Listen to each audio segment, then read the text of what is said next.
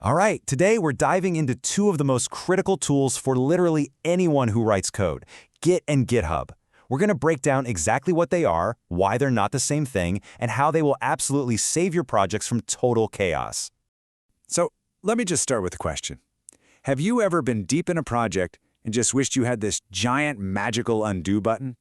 Not just for you, but for your entire team. Yeah, of course you have. We have all been there. It's that familiar, sinking feeling in your stomach when someone on your team accidentally overwrites hours of your work. Or, a new feature gets added and suddenly everything breaks, with no easy way to just roll it all back. It's just coding chaos. Well, there is a solution. A really powerful duo of tools designed specifically to bring order to that madness, to protect your hard work, and to make working with other people, well, actually seamless. It is time to meet Git and GitHub. Okay, first things first, and this is probably the most important thing to get right off the bat. Git and GitHub are not the same thing. They work together, they're like a team, but they have very different jobs. So let's break down what each one actually does. Let's start with Git. So Git is what's known as a version control system. The simplest way to think about it is, it's a program that lives on your computer. Its only job is to watch your project folder and keep a super detailed log of every single change. Every line you add, every character you delete, it tracks everything. It is your project's personal time machine. And then there's GitHub. Now, GitHub is a website. It's a cloud service. It's the place on the internet where you store or host your Git projects. This is the central hub where your team can all access the same code and work together. You can think of it as a social network for developers, and maybe most importantly, it's your public portfolio. So, to put it really simply, Git is the tool you use on your own computer to track the history. GitHub is the online service where you store that project and its history so you can share it with other people. You use Git to save snapshots of your work, and then you push those snapshots up to GitHub. So how does this actually work day to day? It might sound a bit complex, but really your daily routine boils down to a super simple four-step cycle. This is basically the heartbeat of modern development. You start by pulling the latest version of the code from GitHub down to your computer. Then you do your thing, you write your code. When you get to a good stopping point, you commit, which just means you save a snapshot of your changes.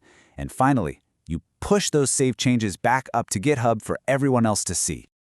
Now, let's zoom in on that word commit, because it is the most important concept here. Think of a commit as creating a named save point for your game. Each commit is a permanent snapshot of your project at that exact moment in time, building a history of checkpoints that you can go back to anytime you want. And this really shows the whole flow. All those commits, all those little snapshots you're making on your computer with Git, you then push them up to the shared project on GitHub. And that's it. That's how your individual work becomes part of the bigger team effort. But wait a second. What happens when you have 5 or 10 or 100 people all pushing changes at the same time? Doesn't that just get incredibly messy?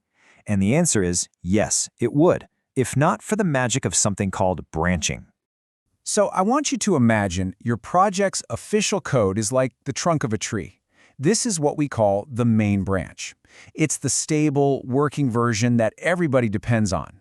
So you have to be really careful not to break it. So instead of working directly on the tree trunk, you create a branch. A branch is just a parallel copy of the project. It gives you this safe, isolated little sandbox where you can build a new feature or fix a bug without any risk of messing up the main stable version for everyone else. So, once you're done with your work on your branch and you've tested it, how do you get it back into the main project? Well, you don't just shove it in there.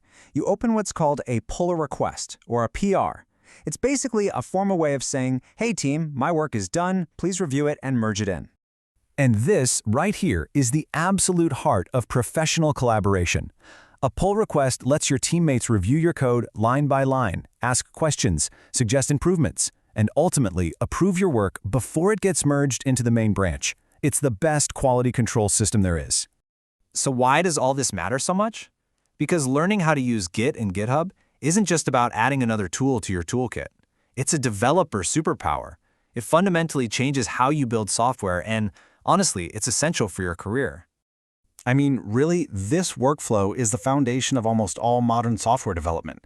It's the safety net that stops you from making catastrophic mistakes. It's the system that allows teams to work together without chaos. And your GitHub profile? That becomes your public resume for job applications. It's a non-negotiable skill, period. So there it is. Git is your local time machine, and GitHub is your collaborative team hub in the cloud. Together, they are the blueprint for how we build things today. And now that you get it, the only real question left is, what are you going to build first?